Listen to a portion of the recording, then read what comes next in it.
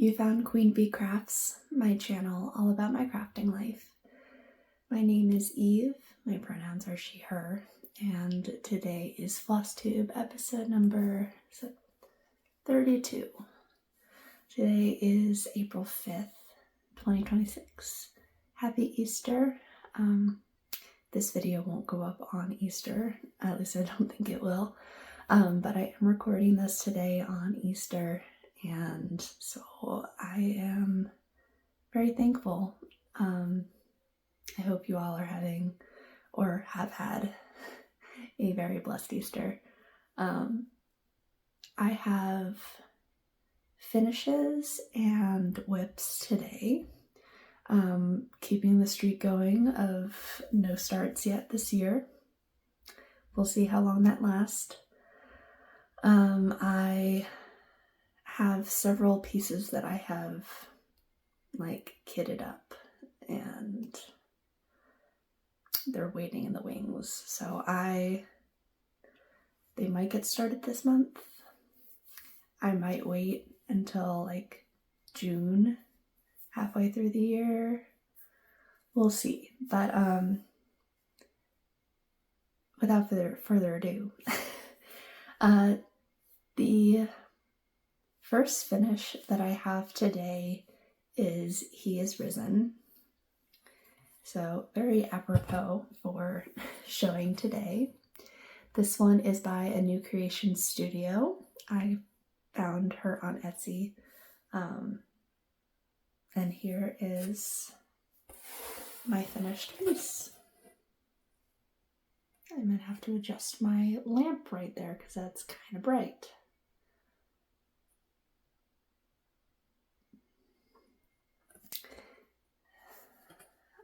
It's a little better.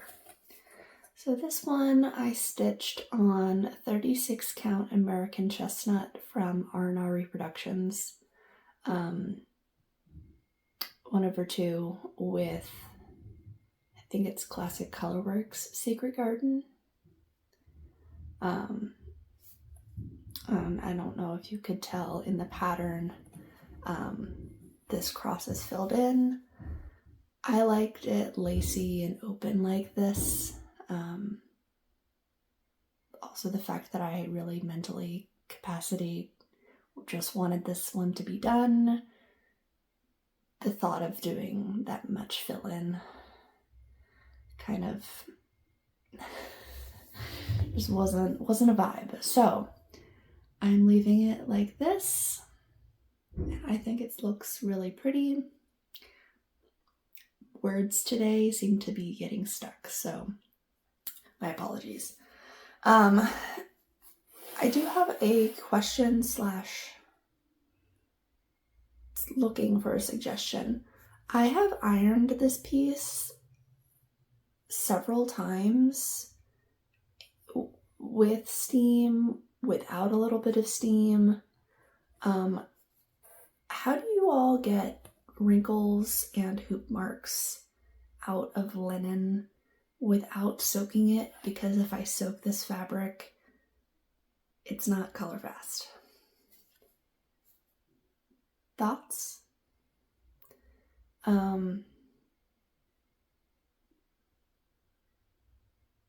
Potentially the only thing that will work is stretching it and messing with it, and I think this is going to be a pillow, so I'll interface the back of it and that will probably help. But I have a couple of pieces that are similar like this where I just can't for the life of me get the wrinkles out of the linen. So if anyone has any suggestions, that would be greatly appreciated. And I guess I should say I started He Is Risen on March 25th, 2024. How little it was. It should not have taken me as long as it did to get it done on March 19th of this year. So yeah, that is He Is Risen. I think it's beautiful. And another small WIP off of my List. The next finish that I had was Butterfly Duo. This is from a Leisure Arts pamphlet. I, again, wanted some of these smaller projects off of my WIP list. This one I started March 1st of 2024 and surprisingly also finished on the 19th of March of this year. There is Butterfly Duo.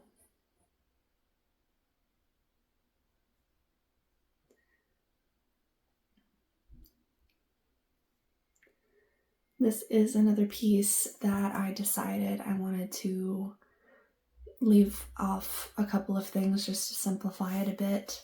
So I didn't backstitch the papillon on the bottom, and there's supposed to be French knots in the orange bit of this butterfly, and I said if I had stitched it on maybe a larger count, they would look fine, but this is 36 count vintage country mocha, and when I started to do some of them and they just looked too bulky, like you just couldn't tell like what was going on. So I decided to leave those off, but everything else got backstitched according to the pattern. I'm not a huge backstitch fan, and I think it turned out okay. I'm happy with how the backstitching turned out. So my plan for finishing is, I think, one of those oval hoops with like the rubber ring. I think they're made by Anchor. I have to find it's maybe 8-inch. We'll do some measuring and we'll figure it out, but there is Butterfly Duo. One last close up.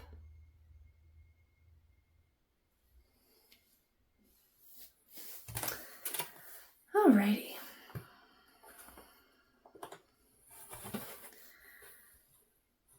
And those were my finishes for March. I don't know if I mentioned, this is kind of my March wrap up.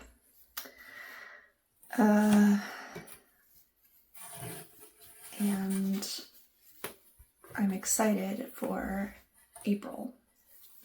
We're already onto the 5th of April, so I should probably get a move on my April plans. But yeah, I'm just rambling now.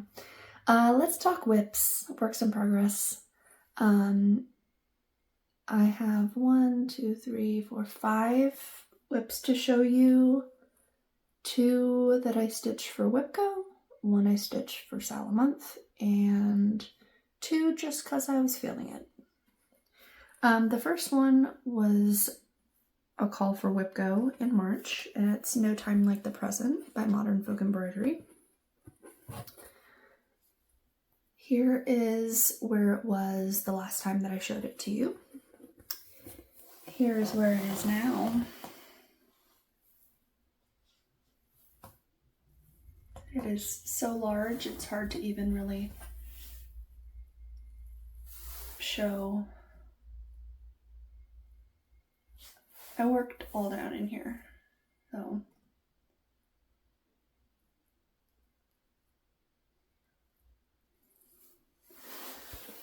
I guess what I can do, let's do a fold.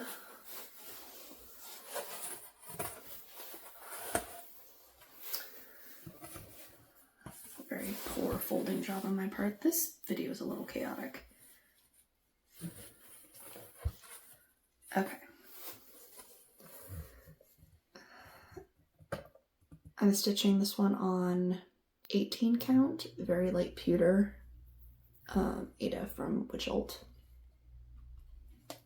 using 2 colors of DMC.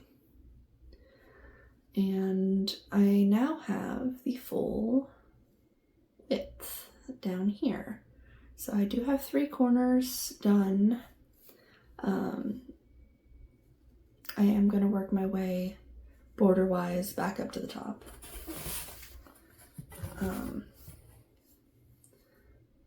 So I've got that one, and everything's been matching up so far. Usually when I stitch things on Ada, I do a pretty decent job of not messing up my counting. Linen is another story. But yeah, once I have that full border, and I apologize for the light coming through back here. Once I have that full border, I think this piece will seem like real. Like every time I pull this out and I work on it, I'm like, how the heck did people finish this in a year as a Sal? Like, this came out, this was the 2024 Sal.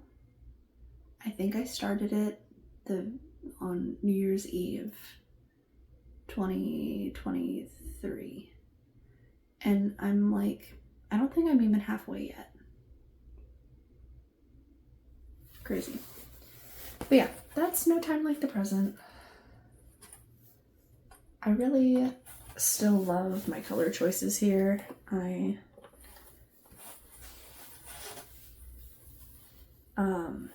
My WIPGO board this year is set up to get more progress on my 5 oldest WIPs, like my 5 oldest largest WIPs.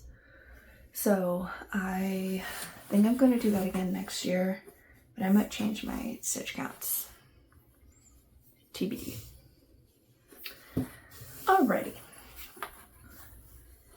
After No Time Like the Present, I worked on Stardew Valley map by ChiChiZeKitty. This is another WIPGO call. I guess I have my notes for those things. So No Time Like the Present. I apologize, I'm shaking my camera. Come on. So No Time Like the Present was called for 500 stitches. I did 539. And Stardew Valley was called for 100, and I did 108. Here is where it was. It might not be a great picture because I think I have the full map picture, and I'm just leaving this in the Q-snap because I am trying to work more on this one outside of WIPGO. Here's where it is now.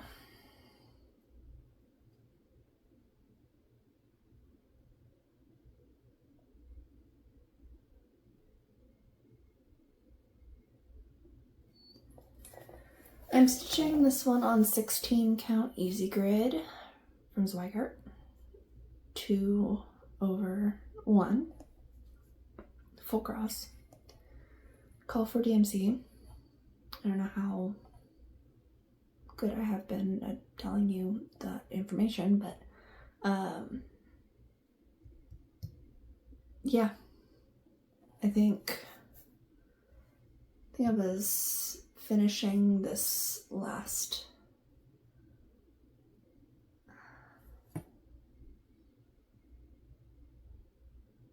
I don't remember. I know that I worked down in here. Well, you'll have seen the before and after. Getting very close to meeting up with this color that I stitched down there when I was trying to figure out which corner I like to stitch from. And so yeah, that'll be interesting. And then obviously just continuing to work across. We're getting close to the diagonal where I started on the left-hand side of the piece. Don't mind me just having to look at the L on my hand. Where I started on the left-hand side of the piece and started down, deciding that I like to work from the top right better. So they're almost they're almost about to meet. Still got quite a bit left to go on that, but making good progress. I think out of all of my projects this year that are not finished yet, that one has gotten the most work. So that's exciting. Okay, next up is Plants and Petrichor. This is by Fine Frog Stitching. This was a stitch along last year, the year before. Don't remember. But I spun this on my Sal a month wheel. So here is where it was the last time that I showed it. Here is where it is now.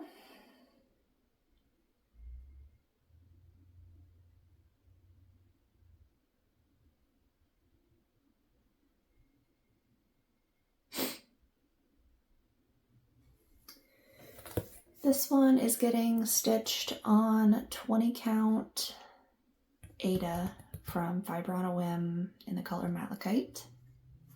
You can see it there if you want to look sideways. 1/1 with the call for DMC. And I added in this cute little blanket. Not a blanket, it's like a table covering. So that's totally done in the bottom. And all of the frames are stitched entirely, and the table and colors that are like part of the table are done. So now every time I get a spin on this, I'm either going to continue to work like 200 or 300 stitches on the stuff on the table, or I can continue, or I can just pick a frame and fill in whatever is going on there. So yeah. There is Plants and Petrichor. I think out of all of my Fine Frog Sals, this one's my favorite. It just seems the most cozy. Also the fact that it's like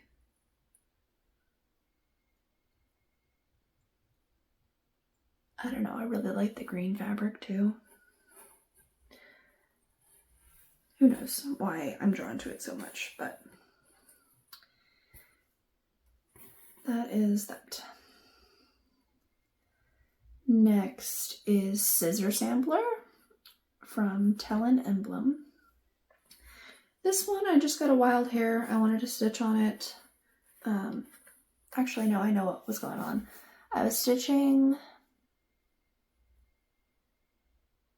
He Is Risen. I was getting like close to the end of that piece.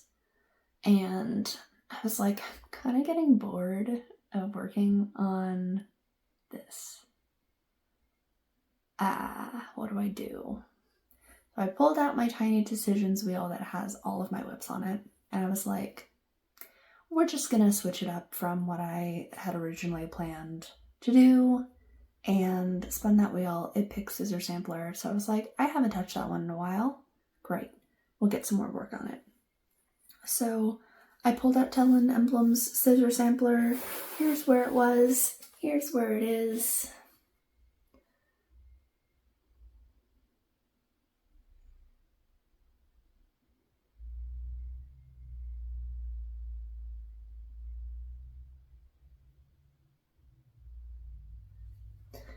Fabric is something by R&R.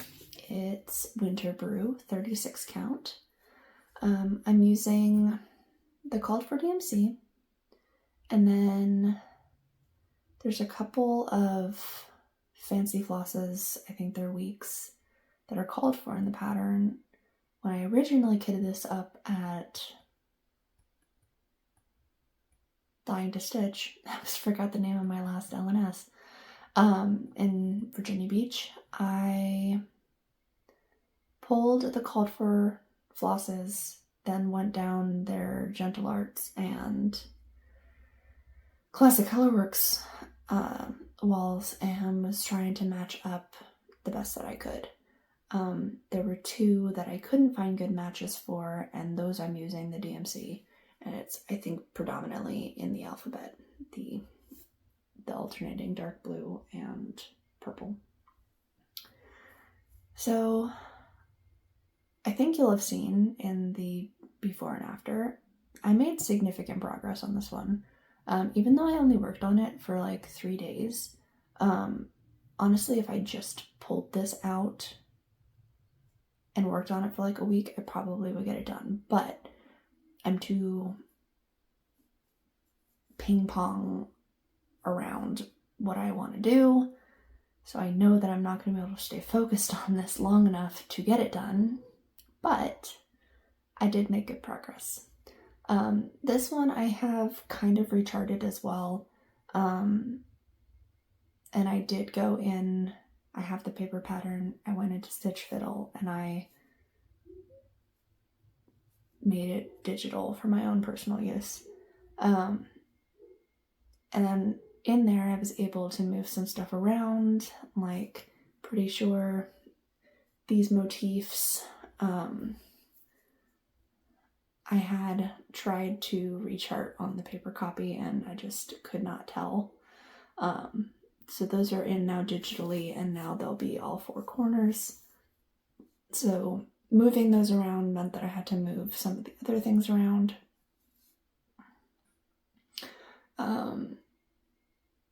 I think I switched, so A, B, C, D, E, F, G, H, I, J, K, L, M, N, O, P, or J, K, L, M, N, and then I start here, O, P, Q, R, S, T, so it just continues in a square, as opposed to this way, and then read this way, and then go back up this way. So the alphabet's going to be partially backwards on that bottom line, but to me it makes sense to read in a square than it does to read this way and then jump here, read this way, and then jump back up and go this way. Obviously that's not like how people interpret a sampler most of the time. They're not like, the alphabet's just there for decorative purposes, really. At least in the more modern sampler.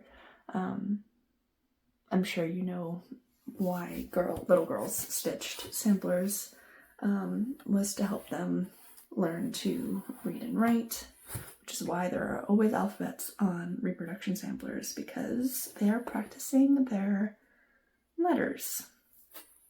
But on something like this, like a modern sampler from this day and age, it's just part of the aesthetic. And also it's my cross stitch. I will do what I want. Sorry if that annoys you. Actually, sorry, not sorry. Everybody's entitled to their opinion, right? I mean, do what you want with your own project, but this is what I'm gonna do with mine.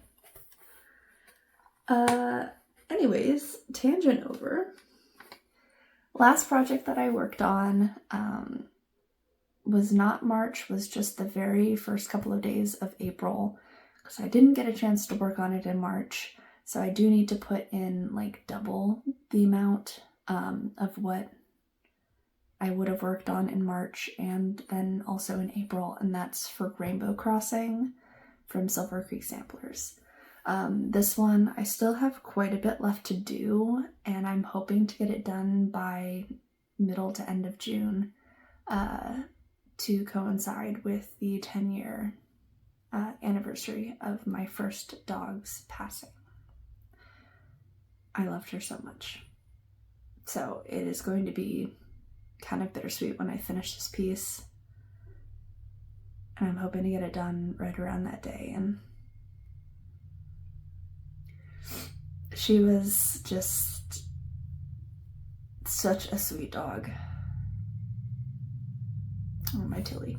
Anyways, enough reminiscing. Rainbow Crossing, where it is.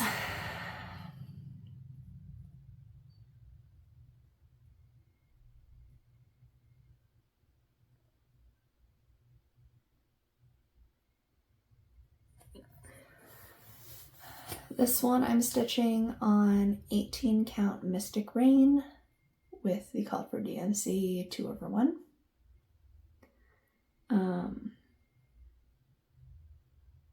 Just to backtrack, Scissor Sampler is 1/2.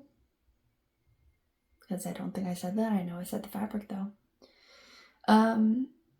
This one I'm really loving. And again, this is another piece that I've ironed so many times and it still looks like that.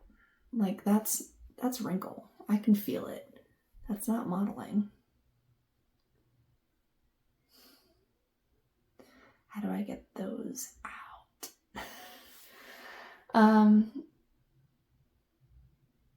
It's so pretty. It's so sweet.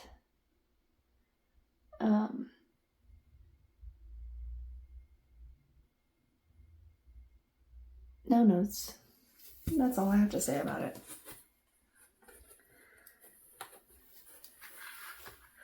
Okay. This is going to be a short video. Hallelujah. Because almost all my videos are so long. That's all of the stitching. Now, I didn't write down my plans. I should have done that. That's what I should have been doing while I was sitting in here. Plans are similar to what I did in March. I'm going to show you my March challenge book. So this is what I got up to in March.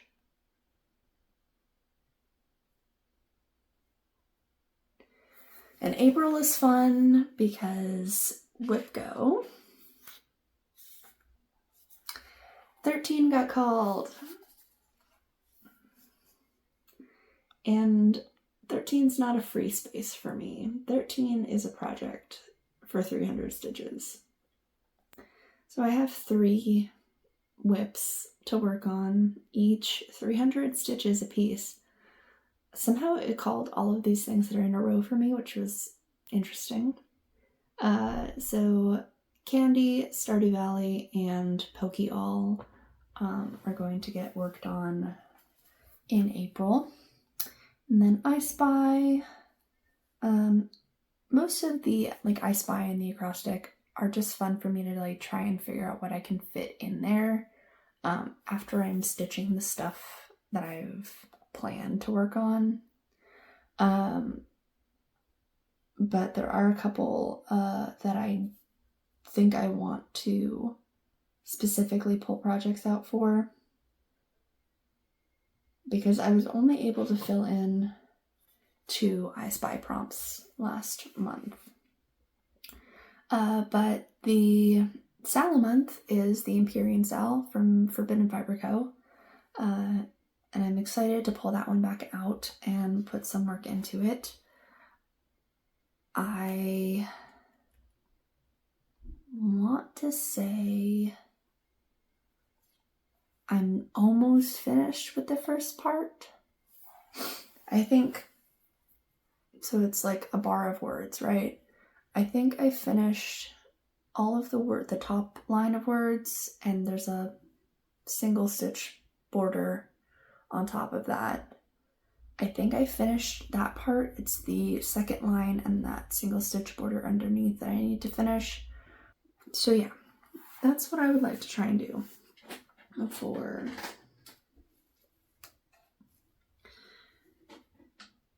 Sal month. So I have some finishing plans for April. So I had marked out originally to finish He Has Risen this month, but I finished that one in March.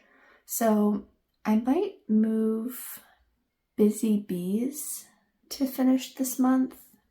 It's also possible that I don't get a small finish like that this month because I will just be focusing predominantly on Rainbow Crossing and WIPGO and Salamence. Because there really isn't anything going on otherwise in April.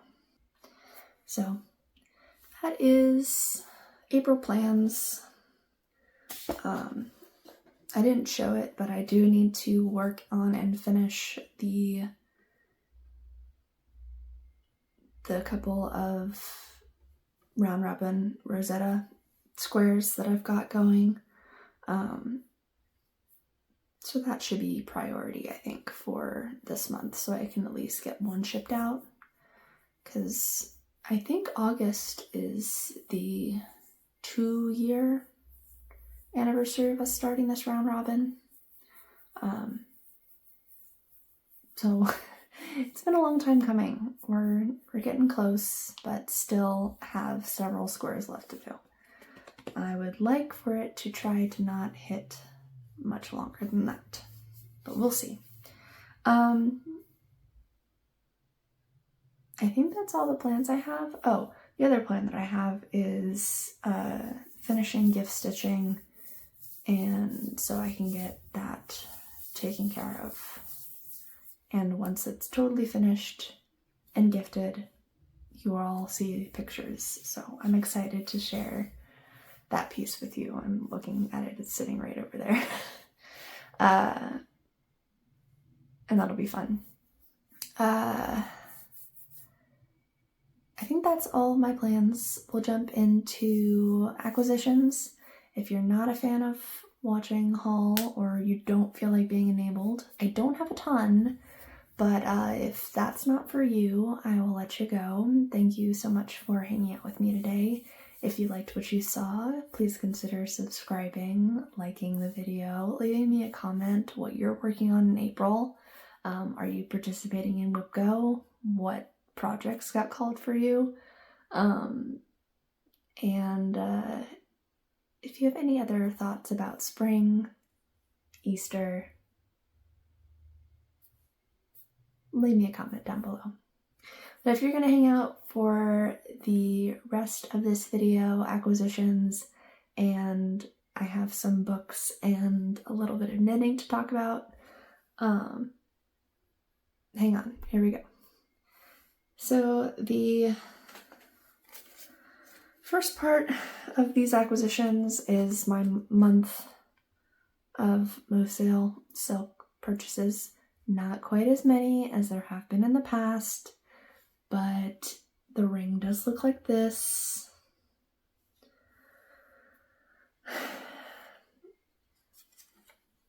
We'll just go through them. I have a problem. I did say that my no-buy was going to include Mosale, that I was not going to exclude that. So this is Mateo. This one is Liam and Lucas. Rosa. Charlotte. Matilda. Sweet baby James.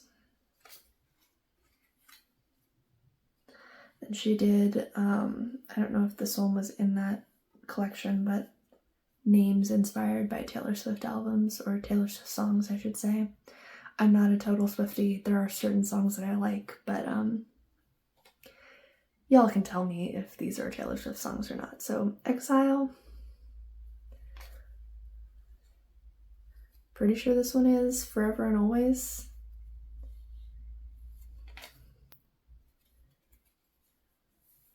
I think August. That sounds like one. I know for sure Style. And this is one of my favorite songs, 15. And this is such a bright green. Like, honestly, I don't have any other neons like that. Then we have cardigan. I was gonna sing, but me. And Wildest Dreams. I don't know if these are in that same naming collection. Mirror Ball. Ivy. This one's a wish list, but the S's are $signs. So if that's a Taylor Swift song, let me know. I'm curious. And Cowboy Like Me.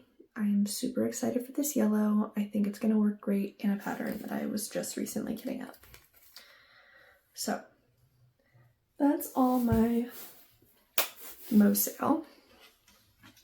Then I have the threads that I buy at 3 Stitches. So we've got Classic Colorworks Hydrangea, Jakey Brown,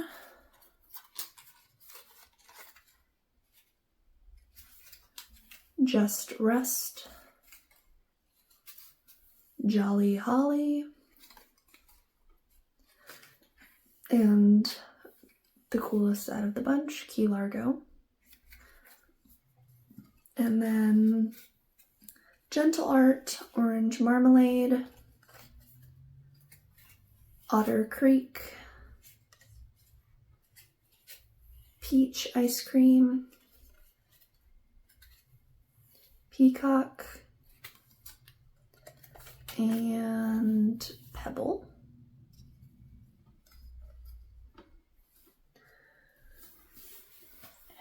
And last I did purchase, I broke my no-buy of not buying patterns to purchase or pre-order the Lola Crow stitch along.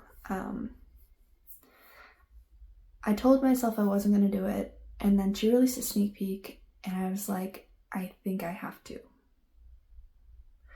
I'm still not done with Deadly Aquarium, but that one's getting closer. Extraordinary Birds, not even done with the frame. But I am going to start the, Museum After Midnight, on or around the frame release date. So I will add it then to my Salamonth wheel. And whatever I draw Salamonth wise for May, whether it's that project or I have a couple of sales on there that I haven't started yet. Whatever it is, that's what I will work on. And it's not really a purchase, but kind of a kindness. So my husband recently got a 3D printer, and we've been using it for a month and a half, 2 months maybe, and he thinks he's finally getting the hang of it. So he did print me something kind of cool. He designed it himself and then printed it.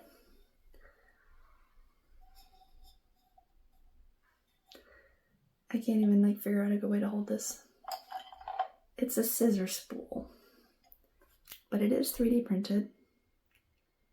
It's got 6 spots for scissors in the top. I don't think I own this many scissors, but if I do, I have a spot to keep them now. And it is a little container. So I don't think, well, I couldn't store too much in there, but because the scissor points, but it is really cute.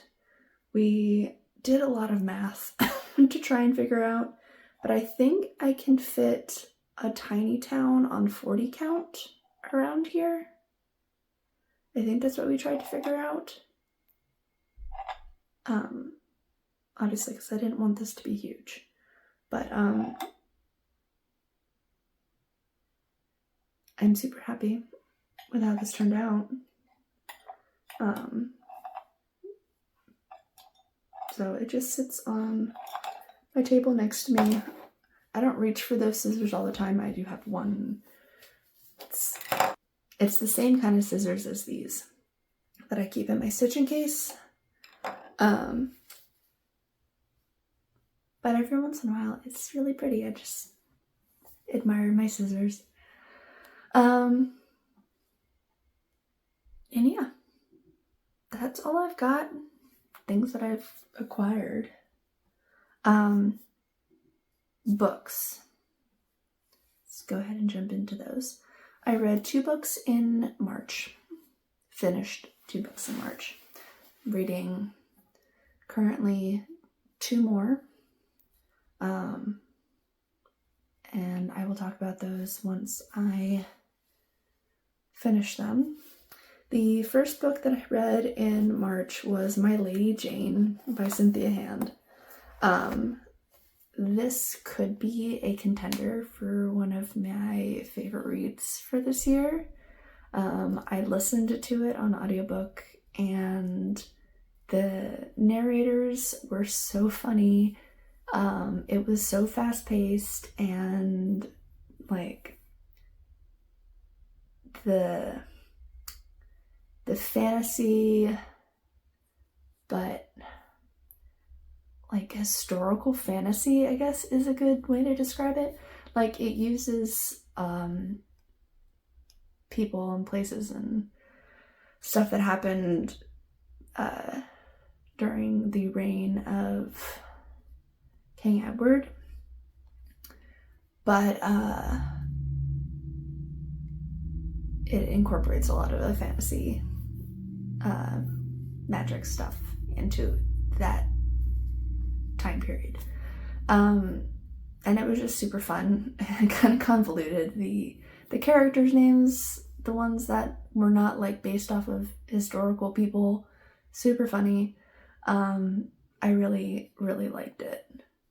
So I gave that one 5 stars, and I think it's my first or second 5-star review this year. What?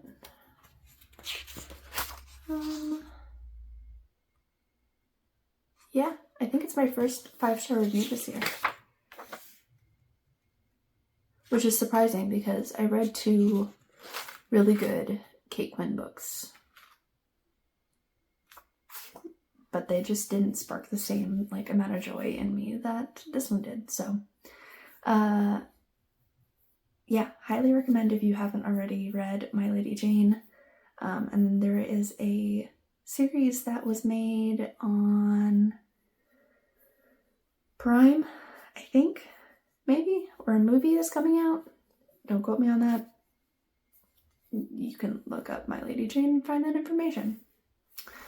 The other book that I read was A Tree Grows in Brooklyn. Now, this is not a new book. Obviously, we're celebrating the 50th, I think, or 75th anniversary of this work's publication. I read this back in high school, if I'm remembering correctly, and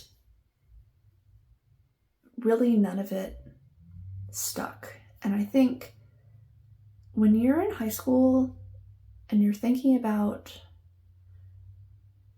like poverty and how that affects you, especially if you are an individual like myself who didn't grow up feeling like they were impoverished, and especially now where I feel very blessed to have a well-paying job, to be able to fund the crafts that I do. Reading what the main character went through as a child and where she ended up was very awe-inspiring.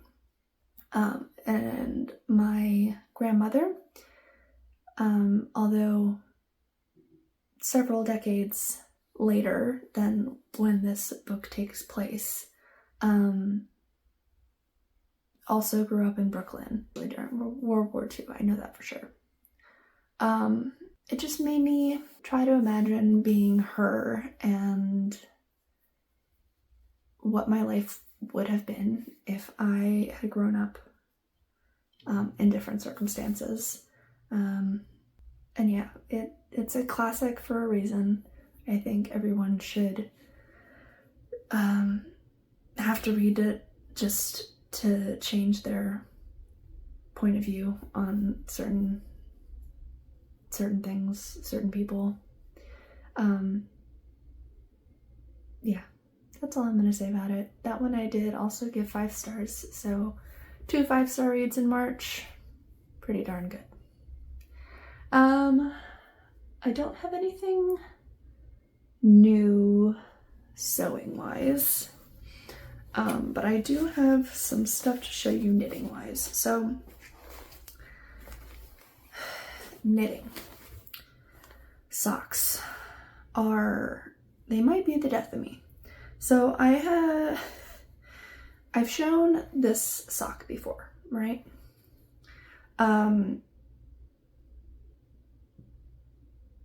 I got to the point in this is just a vanilla sock on 9-inch circulars. I got to the point where I was going to split to do the heel flap and heel turn, and I started my heel flap, realized that I was doing something wrong, and then also did not love the feeling of trying to purl backwards, if that makes any sense. If you've made a vanilla sock, you know what I'm talking about. On the 9-inch circulars, it's really annoying. Tip this down because I'm leaning back now. It's really annoying to do that like flat knitting on like in the round where stuff is still attached to the other part of the sock. And so the crazy sock lady suggested double pointed needles just to do the flat part of the heel flap. I, like I said, started that whole heel flap, realized I was doing it wrong, then had no idea how to pull back and or pick up my stitches back to the end of my leg, where my leg ended. So I said, screw it, I'm gonna pull the whole thing out and start it again. So within like 3 or 4 days, I got annoyed at this, put it down, picked it back up, pulled everything out, rewound my skein of yarn, cast on, did my cuff, did my leg all the way up to 25-ish rows. And I'm gonna continue for the next 4 rows. So I get to 30 rows. That's what I'm doing for these socks. And then I'm gonna stop until I find myself some, I don't know what, size 1.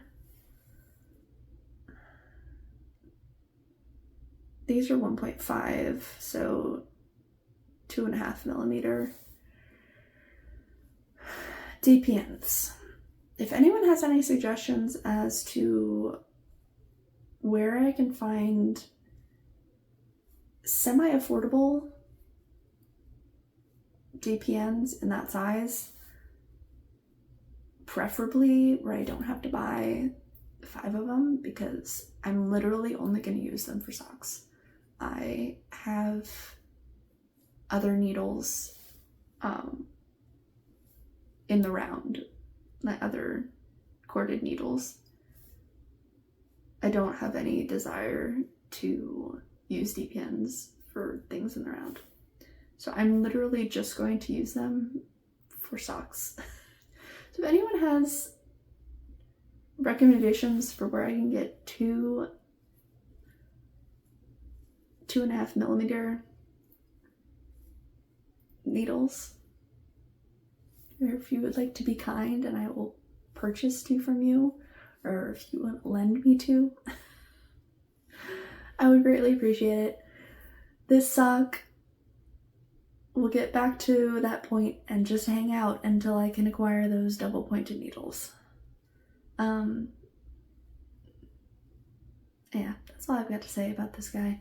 I think I left my scarf out by my computer. I did make a few rows progress on that as well. I took it, my husband's family and we went bowling a couple of weeks ago, and there was like 10 of us that were bowling, so I knew it was going to take a long time for me to get back up to my turn. So I would take my turn, then go sit back down, sip my soda, knit on my scarf, and I want to say I did probably 10 or 15 rows, so it's gotten quite a bit longer than it was when I showed it last, but I'll try to remember to bring that next time. This has predominantly been where my brain has gone when I think knitting, is trying to fix my mistake here. So, as soon as I figure out the heel flap, heel turn, gusset situation on this, I feel confident in it. I am going to then work on finishing this pair of socks. So this is this sock is part of the pair that I started several years ago with Kat Whittier Stitches. She came down to visit me right after I'd moved to Texas. We went to the yarn store, the Modern Skein. Unfortunately now the Modern Skein has closed its doors. They wanted to pursue other endeavors in life, and I congratulate them for it, but unfortunately I can no longer go there and get knitting advice. So I am learning to knit from YouTube and friends on the internet who also knit. Once I figure out the heel flap, gusset turn, all of those things, heel flap, heel turn, gusset, is when I will continue to work on this pair. I don't 5, 10, 15, 20. I think I'm going to make these a little bit longer than the other ones. We're at 20 something rounds, now 25 rounds. Probably right on the same spot as the other sock. We'll see. I haven't decided yet. Just chugging along. Both of those have been WIPs for a while. I keep picking them up, deciding against it, putting it down. So that is everything, I believe. I'll show you next time. I kind of got back into an old nostalgic craft of making beaded animals, predominantly lizards, geckos. You know, the thing that was all the rage when we were younger, or when I was younger.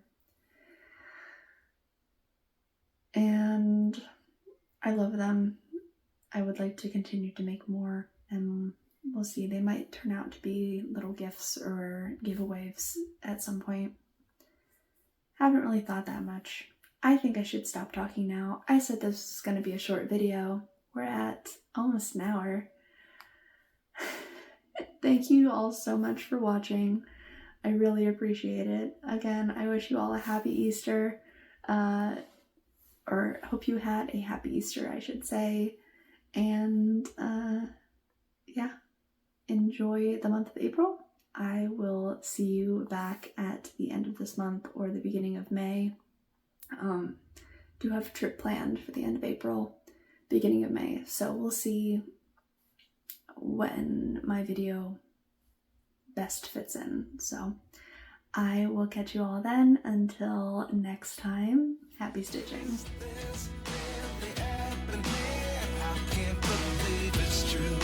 I'm just as surprised as you.